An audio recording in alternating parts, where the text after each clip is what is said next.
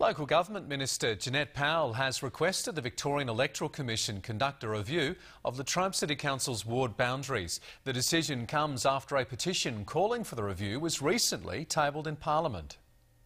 The push by a secession group for the ward boundaries within Latrobe City to be reviewed has gained crucial state government support.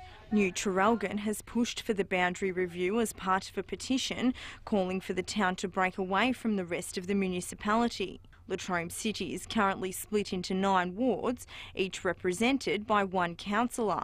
Local Government Minister Jeanette Powell says the Burnett ward, which takes in Glengarry, Toongabbie and parts of Traralgon, is underrepresented. In recent times, the Victorian Government has rezoned substantial residential land in Latrobe City, and I think it's timely now to have this review to factor in to the expected population growth.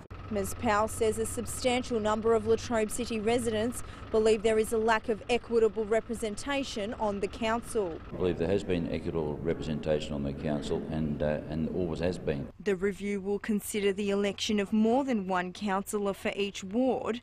It will also consider scrapping wards altogether. The Electoral Commission review must be completed by May next year in time for the next council election, which will be held in October or November. Stephanie Sherrilambis, Win News. Meanwhile, news of an investigation has been welcomed by residents and business groups in all 3 of Latrobe City's major towns. None more so than New Traralgon, the group pushing for the town's breakaway from the municipality. The ongoing fight for fair council representation for Traralgon today came to a head. It's one small step. All we've ever wanted from the beginning was to see Traralgon treated fairly and not outvoted on everything that affects us. New Traralgon hopes the investigation will rid Latrobe City Council of what it has dubbed the Gang of Five, a voting bloc the group claims last year cost the town the Latrobe Performing Arts and Convention Centre. Led to the meeting of 200 at the football club, which was followed by the rally, which was followed by the petition. Signed by close to 4,000 people, the petition calling for secession and a boundary review is what's believed to have prompted the government to step in. But the fight for fair governance has been going since compulsory amalgamation in 1994. At least there's some action after a long campaign.